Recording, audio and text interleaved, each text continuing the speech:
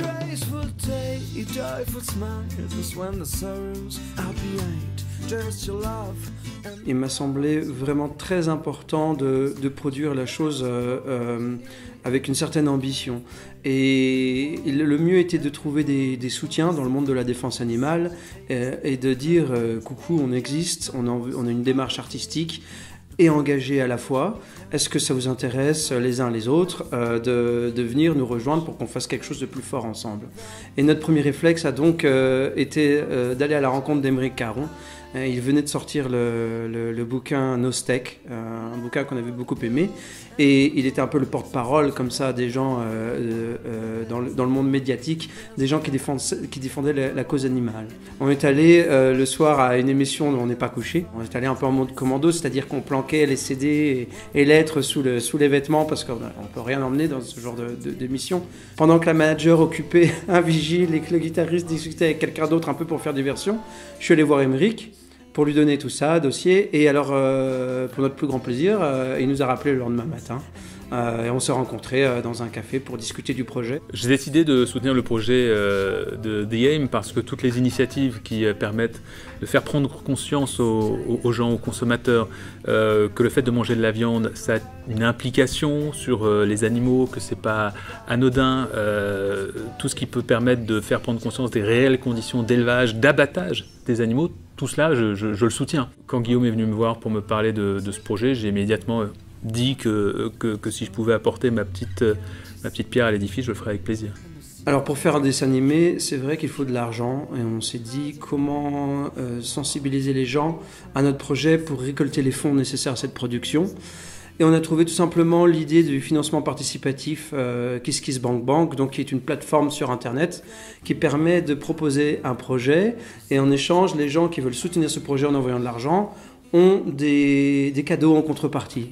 Donc nous on a proposé l'album de The Aim, les cartes postales avec les dessins de notre dessinateur Nicolas, et aussi par exemple des livres dédicacés d'Aymeric Caron que son éditeur nous avait gracieusement envoyés en soutien au projet. D'ailleurs on remercie beaucoup tous les KissBankers parce que ils ont été nombreux à répondre à cet appel en France, en Belgique et même ailleurs. Ce qui nous a permis de préparer la première étape, qui n'était qu'une première étape, mais ça on ne le savait pas encore.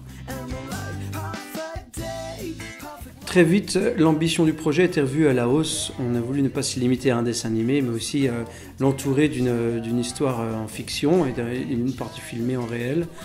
Et alors, on s'est aperçu pour donner cette ampleur, cet élan, tant sur le plan financier que sur l'aura du film et le suivi du public, il fallait s'entourer de gens militants et engagés sur le terrain de la cause animale.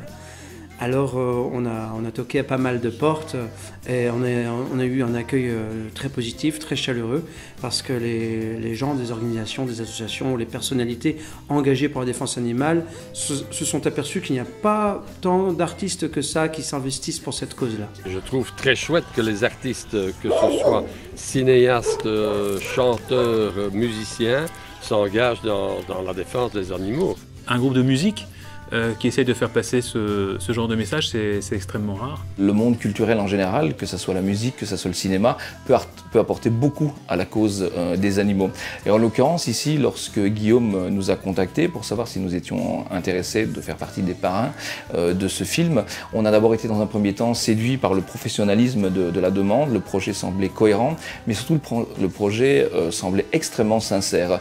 Et puis on a réfléchi et on s'est dit que c'était une façon pour nous de toucher un public qui est un peu plus compliqué pour les associations à sensibiliser. Ce sont les jeunes. Et on se dit que le monde de la musique rock et le rock pop en général était un canal absolument fantastique. On a fait appel à pas mal d'organisations pour qui on avait beaucoup de respect, comme L214, Éthique Animaux, Association végétarienne de France, des refuges comme Animaux en péril, Sans famille, APA, etc. Brigitte Bardot qui nous a envoyé une lettre très enthousiaste. Le moine bouddhiste aussi, Mathieu Ricard, qui a sorti un livre qui s'appelle Plaidoyer pour les animaux, a rejoint avec engouement et enthousiasme le projet en faisant une vidéo, une interview. Je me réjouis profondément et je soutiens de tout cœur l'action de My Life is a Cage.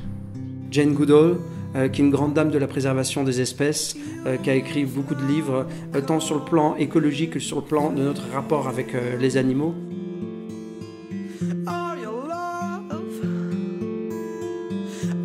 Alors, quand on est parti dans notre idée de réalisation de fiction, de film, on a appelé aussi Jérôme Lescure, qui a lui-même produit et réalisé un film qui s'appelle ALF, un film militant pour la cause animale. En regardant ce film, j'ai flashé fort sur l'acteur Alexandre Lénier, qui je trouve est un acteur formidable et s'était donné déjà énormément pour la cause animale par le biais de ALF, le film.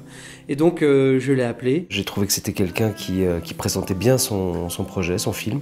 Ça m'a tout de suite intéressé. Bien sûr, j'avais envie de le lire. Et dans un deuxième temps, ça a été la lecture du scénario parce que c'est un projet que j'ai trouvé immédiatement surréaliste et une histoire surréaliste. Et j'aime beaucoup ce genre de projet. J'ai eu peu l'occasion d'en faire, donc ça a été immédiat pour moi. Je me suis dit oui, il faut le faire. Très vite, on s'est mis à la recherche de personnes qui avaient une certaine notoriété pour porter le film.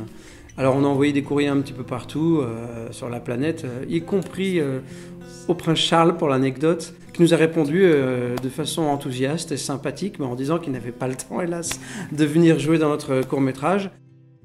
On a eu la chance d'avoir Camille Lacour, par contre, qui a répondu positivement. Donc Camille, qui est un nageur connu, puisqu'il est champion du monde et il nage avec l'équipe de France. Ça a commencé par un très bon ami à moi, en qui j'ai confiance, qui m'a parlé de ce film. Et c'est vrai qu'aujourd'hui, dans le monde dans lequel on vit, on a besoin de rappeler l'importance d'une bonne alimentation, de savoir ce qu'on mange. Et je pense qu'il est utile pour les générations futures de mettre le haut là sur tout ce gâchis. On avait prévu aussi qu'Émeric Caron joue un rôle dans le court-métrage. Hélas, le jour du tournage, il devait venir en Belgique pour nous rejoindre. Et il a été interdit de circulation, enfin conseillé de ne pas circuler parce que c'était la semaine où il a vu ses menaces de mort. Voilà pour la raison pour laquelle il joue en introduction du film. Il apparaît en introduction du film et non pas pendant la fiction. C'est pour ça que je ne suis pas dans ce film.